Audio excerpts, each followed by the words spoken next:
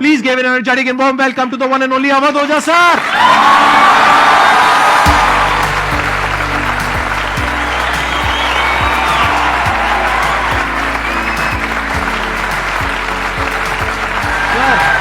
Hello sir, क्या हाल चाल?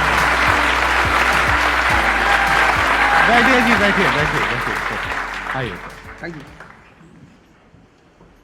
इससे पहले कि ऑडियंस आपसे कुछ क्वेश्चंस पूछे, मेरे माइंड में एक क्वेश्चन आ रहा है। आईएएस में कितने लोग हैं जो हर साल उसके लिए अपीयर करते हैं? 5 से 6 लाख के आसपास। और सीट्स कितनी है? 1000 अप्रोक्सीमेटली। तो जिनका हो जाता है उनके बारे में तो सब बात करते हैं, जिनका नहीं होता है, जिन्होंने पूरी जान लगाई और जिनका नहीं हुआ, उनका क्या होता है? उनके रिश्तेदार उनकी चिंता करते हैं। वो फिर उनकी चिंता करते हैं। नहीं, मैं आ रहा हूं, मैं आपके क्वेश्चन पे आ रहा हूं। ये पॉइंट इंटरेस्टिंग है, मैं समझना चाहूंगा कैसे। मैं बताऊं। हाँ। मैं दोनों मुद्दों पे बता। हम सब हारने से डरते हैं, और मजेदार बात है कि वो डर हमारी हार की वजह बनता है। 98% केसेस में हारने से क्यों डरते हैं? क्योंकि हम जानते हैं अगर हम हारेंगे तो वो जो पीछे 3 लोग बैठे हैं ना, रिश्तेदार, रिलेटिव्स और फ्रेंड, वो जीने नहीं देंगे। आप जब भी आईएएस की तैयारी करें, पहला अटेम्प्ट आपका सीरियस अटेम्प्ट होना चाहिए। आपने तैयारी किया, बेसिक्स तैयार किए, आपने एडवांस कोर्स तैयार किया, आपने कम से कम मेंस के 1000 आंसर्स लिखे हैं और मिनिमम 10,000 प्रीलिम्स के क्वेश्चंस आप सॉल्व कर चुके हैं, तब आप एग्जाम देने जाइए। सिर्फ एक अटेम्प्ट दीजिए। जिसने भी पहला अटेम्प्ट सीरियस दिया, उसको दोबारा तैयारी नहीं करनी पड़ती, रिवीजन करना पड़ता है। भाई आप देखो ना, जितने सारे सेलेक्ट लड़के होते हैं उसमें बहुत सारे नौकरी कर रहे होते हैं, जॉब कर रहे होते हैं। कुछ लोग मुझसे पूछते हैं, सर जॉब करते वक्त तैयारी हो सकती है? नहीं, जॉब करते वक्त तैयारी तो नहीं हो सकती, जॉब करते वक्त रिवीजन हो सकता है। 3 hours per day, 4 hours per day. तो मेरी एडवाइस ये है, क्योंकि ये एक बहुत रिस्की खेल है ये। मैं खुद ही बाहर हुआ, और फिर मैं कितने लोगों को देखता हूं जो 5-5, 6-6 अटेम्प्ट के बाद बाहर होते हैं। तो जिनको भी इस गेम में शामिल होना है, एक अटेम्प्ट सीरियसली आपका होता है, बहुत अच्छा है। आपको मैक्सिमम रिस्क लेना है तो आप 2 ले लो, उसके बाद आप अपना काम शुरू करो, जो आपका सेकंड लाइन थॉट था। कोई लॉयर बनना चाहता है, कोई मेडिकल लाइन में जाना चाहता है, कोई मतलब जो भी आप एंटरप्रेन्योर बनना चाहते हैं, आप करो, लेकिन अपने वो रिवीजन वाले 4 आवर बचा के रखो। आपने कितने अटेम्प्ट्स दिए थे सर? 4 अटेम्प्ट्स आपने दिए थे। और आपने कहीं से कोचिंग ली थी, यानी लाखों रुपए दिए थे कोचिंग में? नहीं, तब लाखों नहीं थे, तब हजारों थे। अच्छा, हजारों रुपए आपने खर्च करे थे, और आप एक मिडिल क्लास बैकग्राउंड से थे। तो टोटल 4 साल में आपका कितना पैसा लग गया होगा? रहना, खाना, पीना, और आपने तो पूरी तैयारी करी होगी, साथ में कुछ और नहीं किया होगा? I think so. कुछ नहीं किया, बिल्कुल। तो कितना आपका 4 साल में अच्छा खासा पैसा? 5-6 लाख रुपए लगे। 5-6 लाख रुपए उस समय लगे। आज के समय पे अगर किसी को कोचिंग लेनी है तो आई थिंक इससे 3-4 गुना, 5 गुना आराम से लगेगा। तो 15-20 लाख रुपए उस इंसान का लग गया, और वो है एक मिडिल क्लास बैकग्राउंड से। अब वो कहीं ऐसा तो नहीं कि वो ना यहाँ करा ना वहां करा 4-5 साल बाद? हाँ, वही मैंने कहा कि अब आप, जब हमारे समय तो ठीक था, अब आप रिस्क पूरा नहीं ले सकते। You have to be cautious. अब इनको कॉशियस होना पड़ेगा कि ठीक है, जैसे बड़े सारे लड़के क्या करते हैं, वो 1-2 अटेम्प्ट ऐसे ही देते हैं। अब तो इनके पास 6 अटेम्प्ट है। ओबीसी हैं तो और ज्यादा है, SC ST हैं तो और ज्यादा है। और मैं कहूंगा आप किसी भी कैटेगरी से आते हैं, आप 2 अटेम्प्ट से ज्यादा कभी मत मानिए। ये पॉइंट बहुत अच्छा है कि आइडियली आपको अपने माइंड में ये रखना है कि एक ही अटेम्प्ट है मेरे पास में, मैक्सिमम अगर आपकी फैमिली अफोर्ड कर सकती है तो 2 अटेम्प्ट है। बिल्कुल। उसके बाद में अपने काम पे ध्यान देना है, और इसको एज अ रिवीजन की तरह देखना है, मतलब इसको साथ साथ में चलाना है।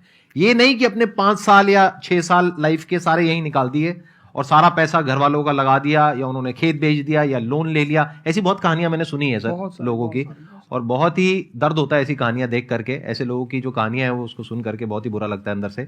चलिए आगे बढ़ते हैं जी। Sir, I wanted to ask how to fight the basically fear that we feel.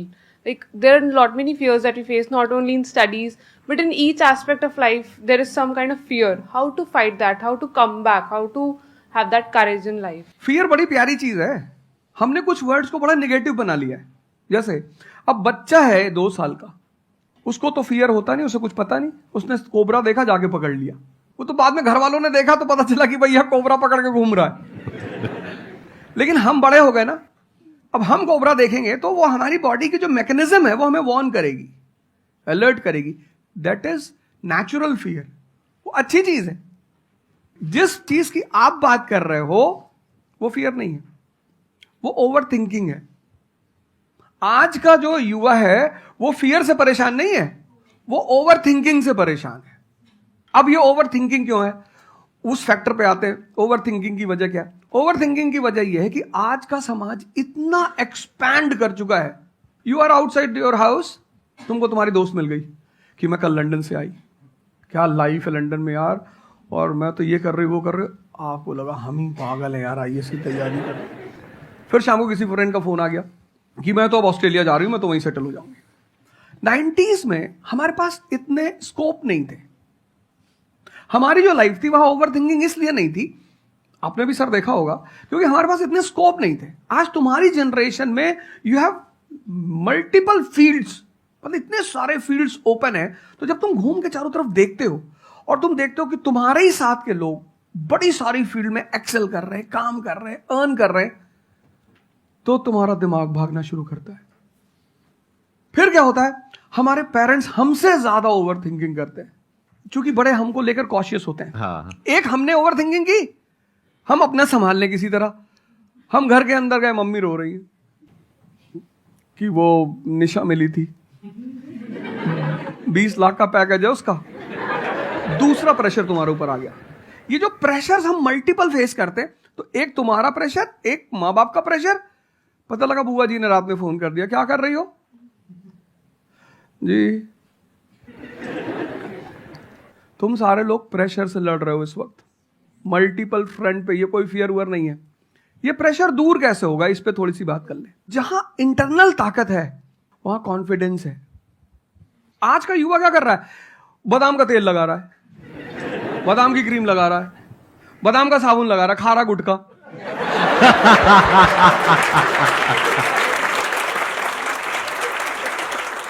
आप लोगों को चूंकि हर तरफ प्रेशर झेलना है, तो प्रेशर झेलने का सबसे अच्छा तरीका होता है इंटरनल पावर। तभी तो मैं जहां भी जाता हूं एक चीज रिपीट करता हूं, योगा करो, ध्यान करो। ध्यान करोगे मन ताकतवर हो जाएगा। सर, आपने जैसे कि अभी बोला कि मेंटल स्टेट के लिए एक्सरसाइज करो, योगा करो।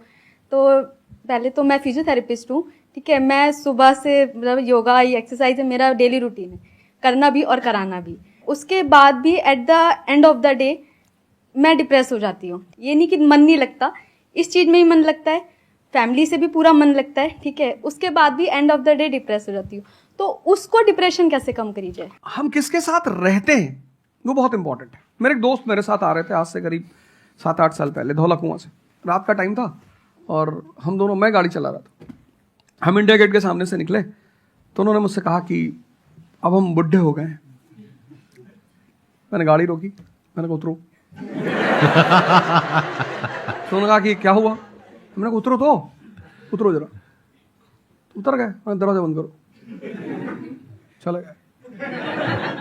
आज तक मैंने उनसे बात नहीं की। वो उनसे पूछते हैं आज, अब तो खैर बात ही नहीं होती, पर वो बहुत उन्होंने कोशिश की कि अब क्या हुआ?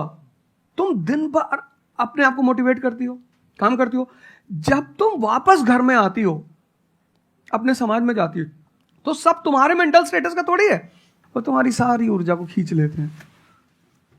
इसीलिए तो माँ बाप हमारी संगत पे बड़ा ध्यान देते हैं। तुम्हें लगता होगा कि माँ बाप कितने बदमाश हैं, माँ बाप भगवान हैं। उनका एक्सपीरियंस तुम अपने दोस्तों को लेके जाया करो उनके सामने। कोई अल्ट्रासाउंड क्या करेगा जितना माँ बाप करते हैं, कोई स्कैनर क्या करेगा? सही बात है, देख के कोई 2 फोटो मिनट कैमरा में क्या फोटो खींचेगी, देख के बता देते हैं। बहुत दुष्ट है ये। इसकी आंख के नीचे देखो, यहाँ निशान है, बहुत दुष्ट है ये। और वो लॉजिक भी बड़ी अच्छी सी देते हैं, कोई कुछ भी देते हैं लेकिन बड़ा अच्छा सा लॉजिक देते हैं। तो ये हमारे साथ होता है। इसलिए हमें पहले गुरुकुल भेजा जाता था, और आज की हमारी सोसाइटी इसको सिर्फ नेगेटिव दिखाई पड़ रहा है। मैं अभी अब घर गया था, हमसे लोग कह रहे भैया 24 का चुनाव लड़ोगे? मैंने कहा यार पॉलिटिकल पार्टियां कह रही कि तुम सीधे प्रधानमंत्री बन जाओ। अननेसेसरी परेशान किए हुए, अननेसेसरी दूसरों से मत। और ये एक जगह का नहीं है, ये यूनिवर्सल हो चुका है। तुमने कह दिया कि मैं आईएएस की तैयारी कर रही हूं, अरे नहीं होता किसी का। तिवारी जी की लड़की दी थी, 2 साल बाद पागल हो गई। तुम इतने डिप्रेस समाज में रह रहे हो। वो तो महेश्वरी जी जैसे लोग हैं जिन्होंने बहुत लोगों को जिंदा कर रखा है। Thank you. जब आपको कोई सहारा नहीं होता, आपने टाइप किया संदीप महेश्वरी, एक वीडियो आ गया, आप रिलैक्स हो गए। जब आप इन्हें सुनते हो तो आपका टेम्परेचर हाई होता है। तो एक ही आदमी को आप सुनते हो ना जिससे टेम्परेचर हाई हुआ, हमको सुन लिया कुछ ज्यादा ही हाई हो गया। लेकिन 2 लोगों को छोड़ दो, 3 लोगों को छोड़ दो, 4 लोगों को, ऐसे 10-12 लोग हिंदुस्तान में है, पॉपुलेशन 1 बिलियन 50 करोड़। तो तुम 10 लोगों को सुनो और बाकी जो तुम्हारे साथ 500 जुड़े हैं वो तुम्हें तो नीचे ही ले जा रहे हैं। इससे बचो, अपनी सर्कल को थोड़ा सा रिजर्व करो। तुम किससे बात करते हो, कौन सा लिटरेचर पढ़ते हो, लिटरेचर पर ध्यान दो। जैसे मैं रश्मिरथ पढ़ता रहता हूं, खाली हुआ, प्रसादों के कनकाब शिखर होते कबूतरों के ही घर। ये जो बड़े बड़े मकान है, कभी किसी बाज को यहां रहते हुए देखा? कबूतर रहते हैं। क्या लाइन है, प्रसादों के कनकाब शिखर, कितने मतलब महलों के जो बड़े बड़े शिखर, उसमें सिर्फ कबूतर रहते हैं। प्रसादों के कनकाब शिखर होते कबूतरों के ही घर, महलों में गरुड़ न रहता है, कंचन पर कभी न सोता। कंचन मतलब सोना। लग्जरी नहीं चाहिए। तुम लोग इतनी लग्जरी चाहते हो, लग्जरी आदमी को मेंटली कमजोर बनाती है। मैं आश्रम में था, मैंने ज्यादा खाना खा लिया। मेरा एक नियम है, नो एक्सरसाइज नो फूड। मतलब अगर एक्सरसाइज नहीं करूंगा तो मैं खाना नहीं खाऊंगा। वहां एक बाबा जी, वो प्रेम में उन्होंने घी पे घी डालते चले, मैंने खा लो। फिर वो हुआ कि भाई यहाँ घूमेंगे, चारों तरफ जंगल है, डरा दिया इन लोगों ने। एक बार एक भालू एक आदमी की टांग काट के ले गया। अरे मैंने कहा आज कोई भालू वालू नहीं आएगा, मैं जाऊंगा। फिर मैंने 4-5 लोगों को तैयार किया अपने साथ, उनको थोड़ा मोटिवेट किया कि जंगल में घूमने से ऑक्सीजन लेवल बढ़ता है। वो लोग भी तैयार हुए कि चलो। तो हमारे साथ एक साहब अमेरिका से आए हुए थे, वो भी वॉक करने निकले, बोले हम भी चलेंगे। मैंने कहा भाई साहब क्यों जा रहे हो? कहते हम भी चलेंगे। मैं उनका नाम नहीं लूंगा। 1 किलोमीटर के बाद उन्होंने मुझसे कहा मेरे बैग में यहाँ बहुत पेन हो रहा है। 1 किलोमीटर। तुम लोगों ने पता है अपने आप को कष्ट देना छोड़ दिया है। You are dying for luxury, you have become weak physically and mentally. थोड़ा थोड़ा सा कष्ट दो अपने आप को, थोड़ा टेम्परेचर हाई रखो, थोड़ा बड़े टेम्परेचर वालों के साथ रहो। हमने अपने आप को कष्ट, हम कौन सी नॉवेल पढ़ रहे हैं? Half girlfriend. अच्छी है, अच्छी है, अच्छी, मैं ये नहीं कह रहा हूं, मैं कुछ बोल देता हूं। अच्छी है मतलब आपने पढ़ी है।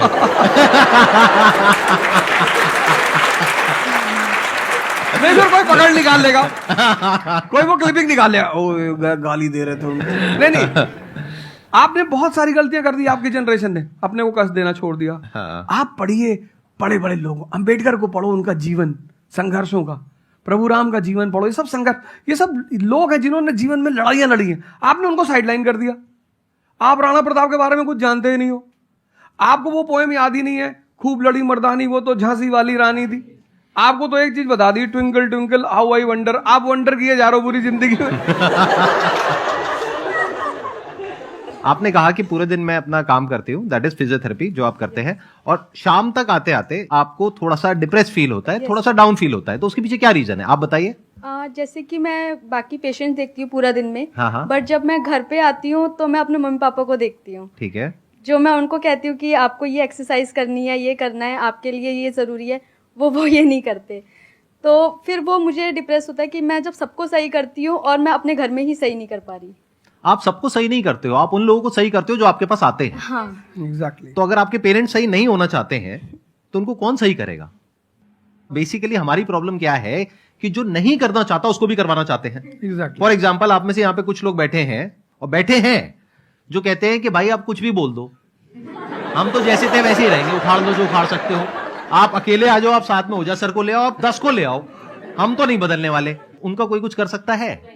समझ गए? तो यहाँ पे किसका एक्चुअल में किसकी लाइफ बदलने वाली है? यहाँ पर हो सकता है कुछ साल बाद आप ही में से कोई यहाँ पर बैठा होगा, बट वो इंसान कौन होगा? जो खुद अंदर से बदलना चाहता है ना। Yes sir, thank you sir. Please have a seat, बैठिए। मेरा संदीप सर से एक क्वेश्चन है कि जैसे हम लोग जब आपकी वीडियोस देखते हैं तो हम लोग मोटिवेटेड हो जाता है कि हम लोगों को गवर्नमेंट से या फिर इन सब फील्ड्स में छोड़ के अपना कुछ स्टार्ट करना चाहिए जिससे देश में एंटरप्रेन्योर्स या फिर जॉब्स बढ़े। फिर हम लोग देखते हैं आप लोगों को कि भाई यूपीएससी में एक ऐसी पावर होती है जो हम करना चाहते हैं वहाँ पे हमको डायरेक्ट पावर मिलती है। जैसे कि मैं अगर एजुकेशन के फील्ड में कुछ अच्छा करना चाहती हूँ तो हमारे पास डायरेक्ट पावर होती है कि हम लोग वहाँ से कर सकते हैं। तो मैं ऐसा, मेरे पास ये क्वेश्चन फिर मतलब दोनों में कॉन्ट्राडिक्शन चलता रहता है। ना ना, कॉन्ट्रडिक्शन नहीं चल रहा है ये। इसे कॉन्ट्रडिक्शन नहीं कहते, इसे कंफ्यूजन कहते हैं। मतलब एक गोल होता है ना, या फिर एक मतलब हमारे पास एक टारगेट होता है कि हम ये काम करने के लिए यूपीएससी में जा रहे हैं। नहीं, सरकार जो कहेगी वो करना है। हाँ, I was about to say that. आपका क्या गोल है? आप क्यों कर, और आप आपका नेता क्या थोड़ी है, target आपकी पार्टी का मैनिफेस्टो थोड़ी है, घोषणा पत्र। आप एक राजपत्रित अधिकारी हैं, गैजेटेड ऑफिसर। आपका जो मिनिस्टर होगा फोन मिलेगा, मैडम जी ये कस्तूरबा गांधी प्लान में अभी तक कितना काम हुआ? जी sir, I give the review in the evening sir. Okay, thank you. ठीक है मैडम, बाय, खत्म। सो आपका कहने का मतलब है कि जो सिविल सर्वेंट बनते हैं या आईएएस ऑफिसर बनते हैं उनके पास कोई पावर नहीं होती? पावर होती है जब तक जनता अपनी पावर नहीं समझती। आज की डेट में इस देश में पावरफुल कौन है? जनता। We the people of India solemnly resolve. Yes sir. ये जनता बेचारी पावर जानती है तो डीएम का ऑफिस में चले जाते, हुजूर इसको बेचारे को बताएं, नेता देखा, मेंबर ऑफ पार्लियामेंट देखा, क्या पैर छू लिए, तेरे फूफा है? नहीं भैया नहीं भैया, सांसद जी हैं। सांसद जी हैं तो क्यों पैर छू रहा है? तो पावर इस असलियत में इस देश की जनता के पास है। चूंकि वो जानती नहीं है, इसलिए तुमको इनके पास इनको काम करने का अधिकार है। ये है the right to work, the right to implement. लेकिन चूंकि जनता अपने अधिकार को नहीं जानती तो तुम्हें दूर से दिखाई पड़ता है कि अरे आप बेटा कंफ्यूजन से बाहर आओ, ठीक है? और ग्लैमर मत देखो। आप बेसिकली पावर नहीं देख रहे हो, आप ग्लैमर देख रहे हो। आपको जो करना है उसको डिसाइड कर लो आप, और उस रास्ते पे आगे बढ़ो कि आप कल किसी भी फील्ड के मुकेश अंबानी बन जाओ, अडानी बन जाओ, वॉरेन बफेट बन जाओ, बिल गेट्स बन जाओ। इस रास्ते पे जाओ। Thank you sir. मैं यहाँ पे थोड़ा सा ऐड करता हूं कि जो आपने बोला ना कि ये कॉन्ट्रडिक्शन है, सबसे पहले तो जो सर ने बोला कि ये कोई कॉन्ट्रडिक्शन नहीं है, ये कंफ्यूजन है, बिल्कुल सही बात है। अब कंफ्यूजन क्या है, उसकी जड़ क्या है? आप क्या कर रहे हो? आप बस हम लोगों की बातें सुन रहे हो। यहां से मैंने कुछ बोला, इन्होंने कुछ बोला, दोनों अलग अलग स्टैंड पॉइंट है। मतलब इस दुनिया में आर्ट्स भी है, साइंस भी है, कॉमर्स भी है।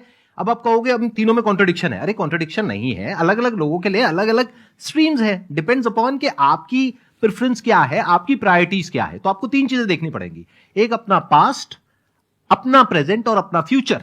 कि पास्ट में आपने कैसा परफॉर्म किया है। अगर आप पढ़ाई में बहुत अच्छे रहे हो तो आपको क्लियर नजर आएगा कि अच्छा मुझे पढ़ाई से रिलेटेड कुछ करना है, तो वहां से रास्ता क्लियर हो जाता है। बट अगर आपके दिमाग में 24 घंटे बिजनेस आइडियाज घूमते रहते हैं, जहां भी जाते हो वहां पे गोलगप्पे खा रहे होते हो, आपके दिमाग में चल रहा होता है अबे इतने पैसे ले लिए, उसमें से इतने का गोलगप्पा, इतने का पानी है, पानी तो इतना फ्री होता है, मेरे से लिया 20 रुपए, ये तो 5 रुपए का काम है, तो 15 रुपए इसके पास में गए, कितने लोगों ने एक दिन में खा लिए, इतने पैसे कमा लिए, व्हाटएवर। अगर इस तरह का आपका माइंडसेट है तो वहां पे एंटरप्रेन्योरशिप, स्टार्टअप, इन सब चीजों का बेनिफिट है। तो हर रास्ता हर एक के लिए नहीं होता है। तो ये आपको कैसे समझ आएगा? अपने पास्ट को देख करके। दूसरा, अपने प्रेजेंट को देखो कि आपके पास में क्या रिसोर्सेज हैं। सोचने से क्या होता है, आपको ये भी तो देखना पड़ेगा आपके पास में क्या रिसोर्सेज हैं। उसके बेस पर आप सोच सकते हो ना। कल को आप कहो कि मैं एक टेलीकॉम कंपनी लॉन्च करूंगी जो कि जियो को कंपटीशन देगी, ठीक है, सोच लो। कुछ नहीं होगा। क्या है पीछे, बैकग्राउंड क्या है, आपके पास में क्या रिसोर्सेज है, how are you going to compete. तो आप फालतू में कुछ भी सोच रहे हो ना। तो यहां पे कॉन्ट्रडिक्शन क्या है, कंफ्यूजन क्या है? कुछ भी नहीं। तो जब आपके रिसोर्सेज ही आपको अलाउ नहीं कर रहे वो करने के लिए, तो सोच क्यों रहे हो? तीसरा, फ्यूचर में आप अपने लिए कैसी लाइफ चाहते हो?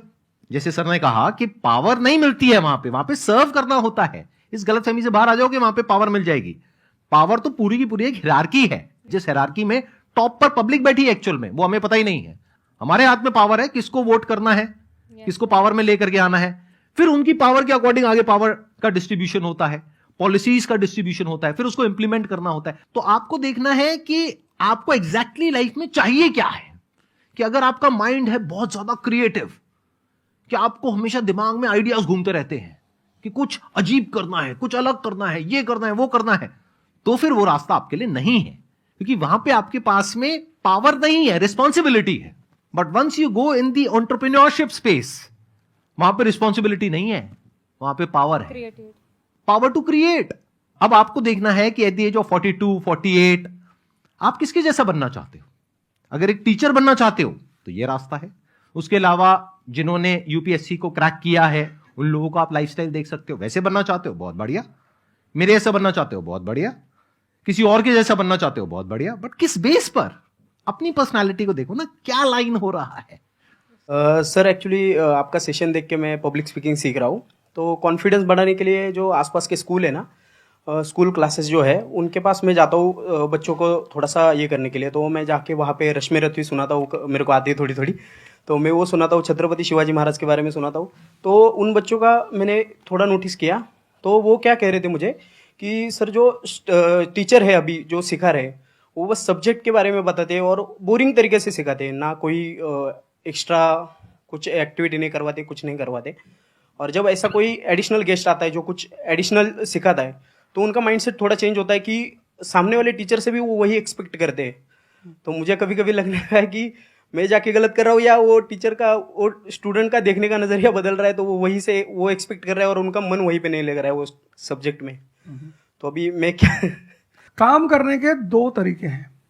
एक, आपको काम करना ही है, कोई ऑप्शन नहीं है। एक है आप किसी भी कीमत पे काम करना चाहते हो। जैसे मैं किसी भी कीमत पर पढ़ाना चाहता ही हूं। इसने मुझे इज्जत दिया, सम्मान दिया, प्रेम दिया। मैं एक शादी में गया था 2 दिन पहले, लोग दूल्हे उल्हे को छोड़ के मेरे पास आ गए। दूसरा बेचारा प्रोसेशन में आ गया कि यार हमसे मैसेज किया, अब तुम यहां से चले जाओ। मतलब उनके भाई ने मुझे मैसेज किया, बड़े भाई ने कहा अब यार तुम यहां से जाओ, यार शादी नहीं हो रही है। मतलब वो द्वार चार वगैरह सारा प्रोग्राम था, वो सब बाहर हो जाओ सर।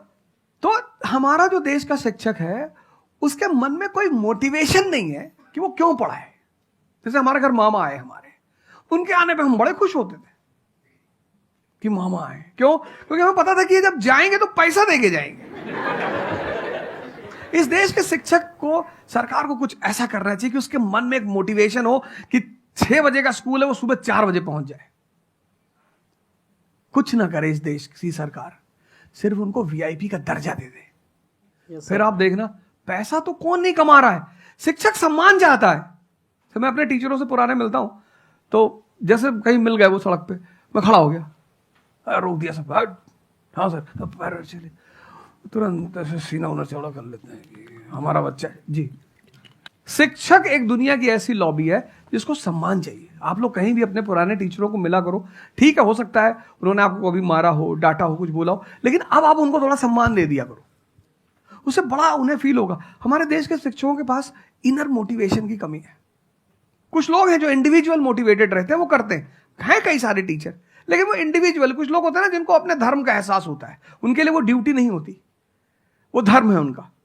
तो वो तो जैसे भाई आप जाके आप धर्म के रूप में कर रहे हैं, 2-4 टीचर और भी कर रहे हैं, 10 टीचर और भी कर रहे हैं, लेकिन सरकार को, टीचरों को कुछ तो ऐसा करना चाहिए कि उन्हें फील हो कि नहीं यार ये हमारा देश है, ये हमारे बच्चे हैं, हमें इनको बनाना है और ऊपर उठाना है। तो अगर सरकार कुछ ऐसा कर देगी ना, सेल्फ मोटिवेशन दे देगी, अरे फिर तुम देखना इस देश के टीचरों को।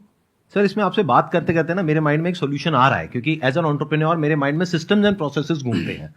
मतलब मेरे माइंड में ये घूमता है कि कैसे एक प्रॉब्लम है उसको सिस्टम में कन्वर्ट कर दिया जाए, जो कि वो काम अपने आप हो जाए। क्योंकि ऐसे बहुत ही कम टीचर्स होंगे जो अंदर से मोटिवेटेड होंगे। तो ये थ्योरेटिकली तो बड़ा अच्छा लग रहा है सुनने में, बट हजारों में कोई एक आध होगा। बिल्कुल बिल्कुल। तो अब मेरा स्टैंड पॉइंट क्या है कि क्या हो अगर जैसे हम ई कॉमर्स वेबसाइट्स पे जाते हैं, वहां पे प्रोडक्ट के रिव्यूज होते हैं। रिव्यू कौन देता है? जो कस्टमर है।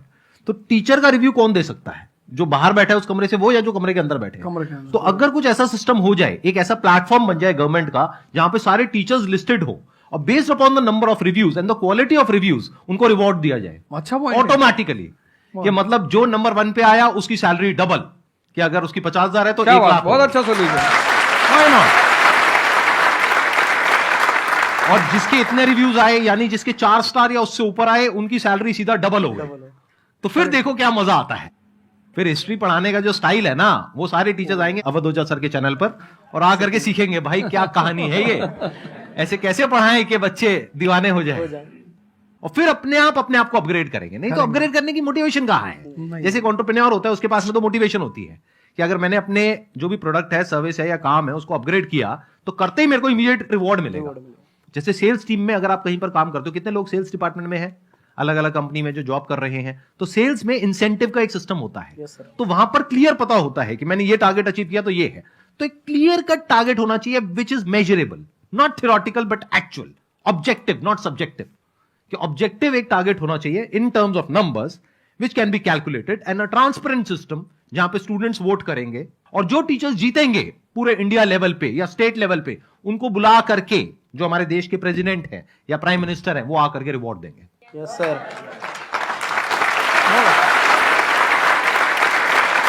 Thank you so much sir आने के लिए।